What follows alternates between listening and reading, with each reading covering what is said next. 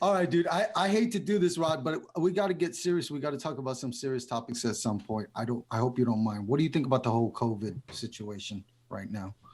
I think people need to do what needs to be done to get us back to a modicum of normalcy. There are people out there who don't believe that it's real, that it's a hoax, but I know people personally that have suffered and some that have even passed from this disease. So when you get to arguing over numbers of saying that, oh, well, you have a 99% chance of survival, but even if that's the case, from what I've seen, it's a horrible thing to go through. Just sit your ass inside. It doesn't. That's my thoughts on it. Even if you think it's not doing anything, it's not really harming you as much as people are making it out to be, with the exception of small businesses. Small businesses are being killed. I myself was affected because I wasn't able to go to the events that I would traditionally go to year after year that I had got used to. But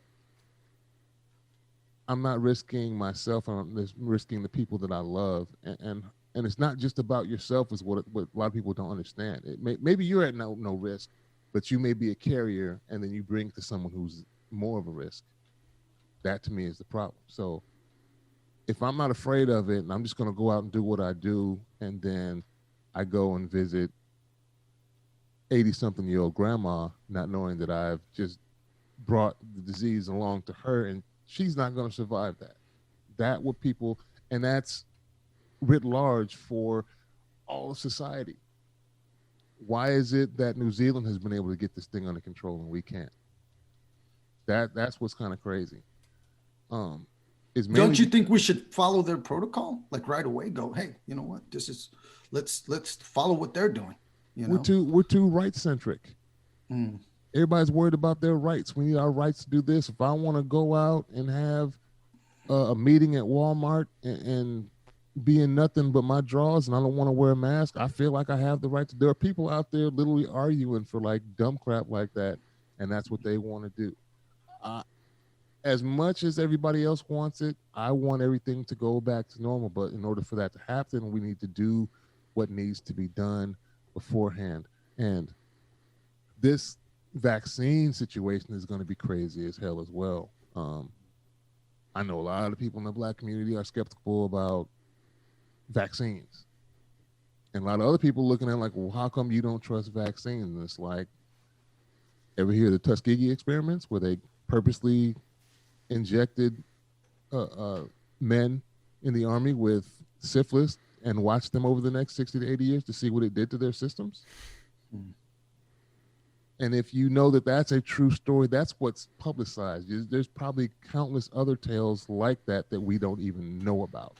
That's what's on record. That's what's been admitted to by the Army and the government.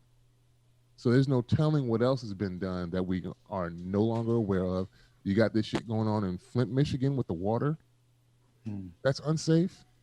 And they're supposedly trying to do studies on why the water is unsafe in one part of the country. That a lot of stuff doesn't make any sense, but it's why people are skeptical, why people are thinking these weird ass conspiracy theories and may not trust that you're trying to help them when you're giving them the cure for a disease. It makes sense. So just because people are out there doubting things, I have no problem with anyone questioning what is going on, because you just shouldn't accept everything. But common sense should factor in there as well. And people thinking that the government purposely wants to kill everybody makes absolutely no sense, because in my eyes, dead people cannot pay debts. Right. No, that's a good point. But don't you think that it's true that most people don't have common sense nowadays? I mean, I guess that goes back into the whole fake news thing. I think a lot of people are like, well, we don't know what to believe anymore because there's so much fake news out there. And my thought is there's always been fake news out there. Ever heard of the National Enquirer or Star? You know what I mean? That was all fake news. But you got to use common sense, to figure out what sounds like it's reality and what sounds like it's total fiction. What are your thoughts on that? What do you think about the whole fake news? Our current president has brought that to the forefront in many ways, saying we can't trust any of these media. With the media, just follow the money. That's all I've always said. Follow the money. Whoever's paying them to say what they're saying will kind of shade what's being said one way or the other. The problem is we don't have totally independent media that is not attached to any one main organization. So they pay for what they want. If I had a grip of money, I could get people in the media to say glowing things about me that would gloss over my failings in the past and only glorify my achievements that's going on right now. That's basically what goes on. They don't want you to talk about something. They'll pay you money to write these stories that goes away from what we should really be focusing on.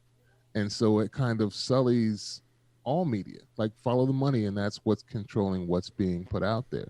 There are some that really want to bring us the news. And so I look at the media like I take everything with a grain of salt and try and figure out what it is they're telling me, what it is they really mean, and what's the truth. And it's kind of mix of all three of those things. So just because they're telling you one thing doesn't mean I don't take that as the gospel and run with it. You have to think about these things.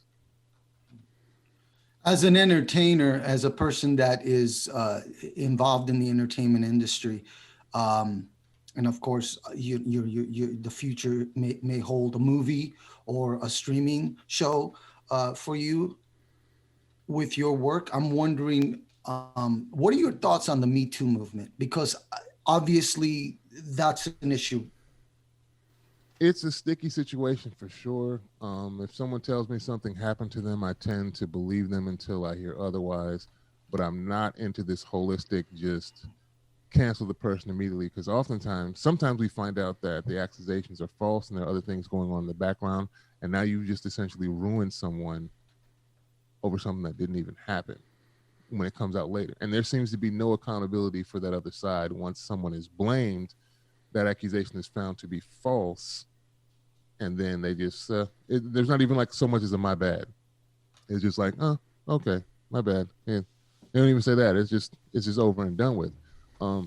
But I do understand why things are kind of slanted the way they are, is because of the treatment of rape victims in the past.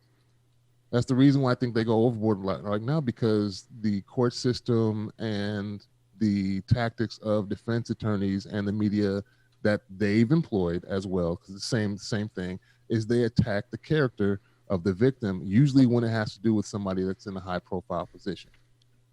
They're going to be all types of sluts, whores before they even get to the courtroom. And so that prohibits people from wanting to step forward, number one. And then once they do step forward, it's like they're going to be dragged through hell the entire process. So even if they're in the right, you've already got a lot of damage that's going to be done in addition to what actually happened to them. So it's kind of a weird, not necessarily weird, but it's a difficult thing to kind of navigate, because on the one point you want to believe people when they say something's happening. On the other you don't want to you don't want to be unjustified in condemning someone who may or may not be guilty of it. So I'm a wait and see type person. When things come out, I'm like, okay.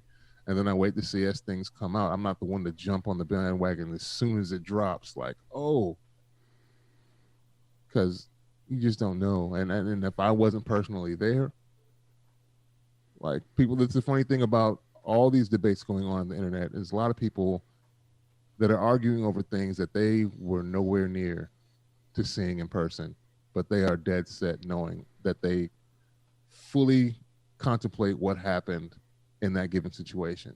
It's like, how?